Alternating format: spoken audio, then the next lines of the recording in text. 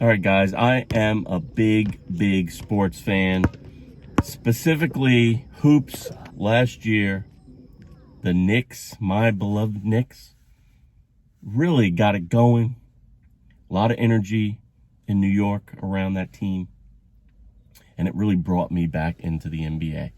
So all year last year, I was thinking, I'm making all these videos about shaving and products and all this.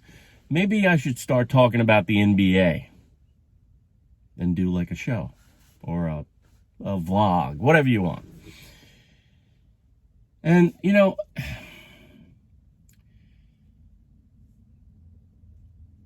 it's a tough road. Like, I don't feel like I'm an expert in the sport, but I am an expert viewer. But over the summer, the sheer laziness and disrespect for the game I love by the people who cover it have prompted me to get into this. And if you like it, you like it. If you don't, you don't. But at least I'm having some fun with it. I believe that the sports media has gotten to a point where they only cover one or two teams, and they talk about one or two teams all the time.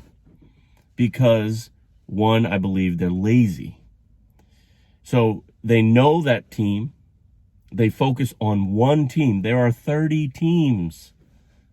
So doing research and learning all the players and all the teams to talk about it is probably a lot harder than talking about one or two. And also, I think the media follows drama.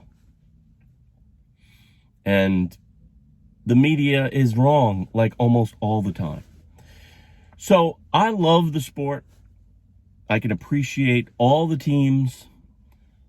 Most all the players are in their own right phenomenal. So that's what I'm going to do here.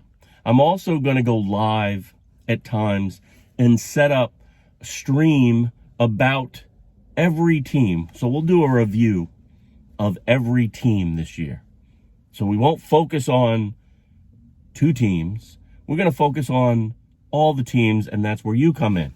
When I go live and I'm talking about the Orlando Magic, I'm hoping that some Orlando Magic fans get on and illuminate what you're thinking about your players and the like. Now, I am super excited about opening night in the NBA for two reasons. The outcome of both games.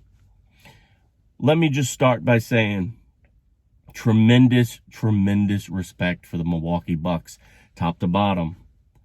They do basketball, old school, and some new school. And they get no credit. They've been pushed aside. All you hear is how the Nets are going to blow away the league. They're the best team. I think the Bucks are the third or the second coming out of the East. I've never seen a player of the caliber of Giannis Antetokounmpo, the Greek freak, just been disregarded. They're not saying there's an asterisk around last year, but they're saying it. And it's bullshit. And last night, it was so cool to see not only that organization get their rings in front of, the champion already, says the media. The Nets have already won the championship, guys. But they didn't play like it. And then the other team, the media darlings, in the nightcap, they look flawed. And they didn't win. It was the perfect outcome for a guy like me. And I'm sure many of you are just like me. We're kind of sick of hearing about it. I recognize the greatness of players and the impact on the game. I'm not going to take that away.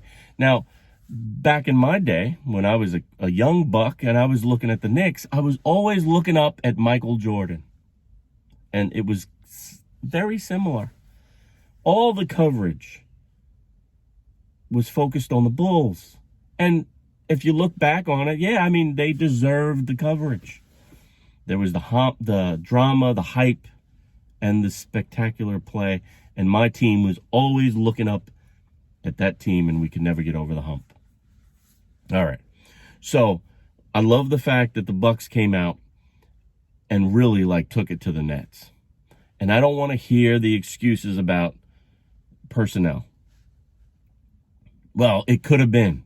All summer, I'm hearing about if people were healthy. Well, you weren't healthy. And that's part of it. But what I'd love to see this year, outside of my team really winning the championship, which is probably a pipe dream, but we all as fans on day one, we all can dream. Outside of the Knicks taking it home, I'd love to see the Bucks defend their championship and string two together. And we'll see if the media has to start doing their job. Do your job. Another thing I'm sick of with the sports media, I tune in to listen to you guys to hear about sports. I don't want to hear about what you ate yesterday. I mean, every once and again, it's nice to throw a little color in there. I don't want to hear about, your games that you're playing, these games that they bring into the show. And they give you a lead, we're covering the newest development with Ben Simmons, but let me make you wait for 5 minutes, and I'm going to talk about the shoes I just bought. There's too much focus on the people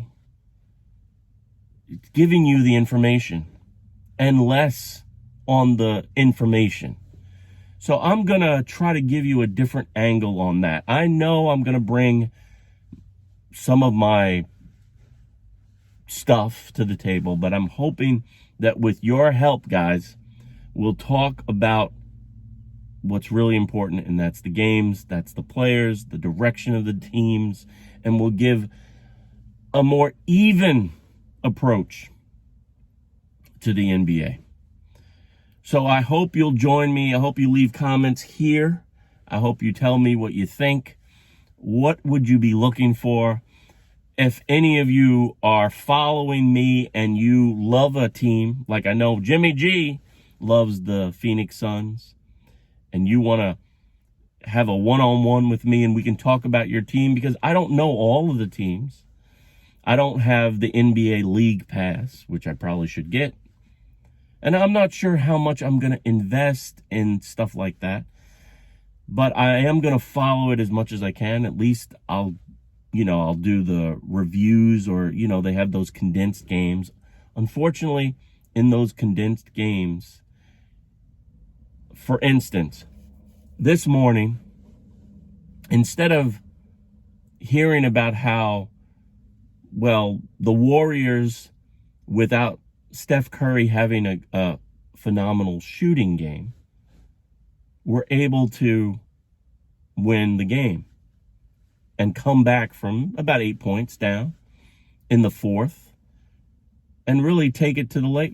I heard about how great LeBron was, how great AD was. I heard highlights of LeBron and AD.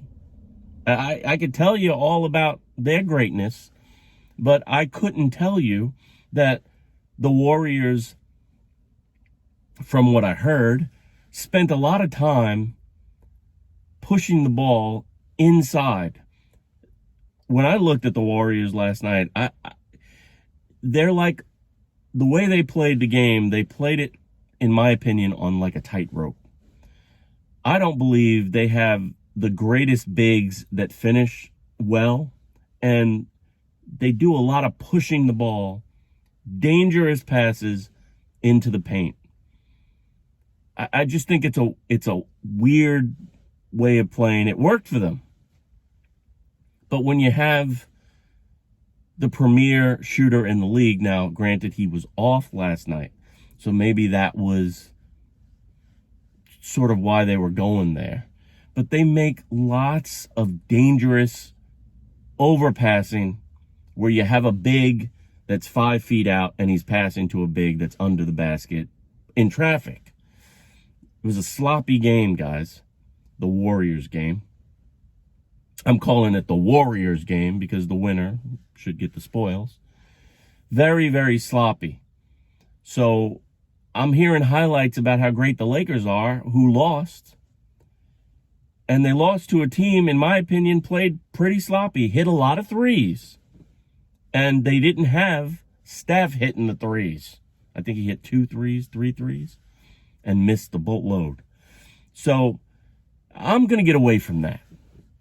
I'm going to try to look at the games I can get to and just give you the honest assessment of the games. So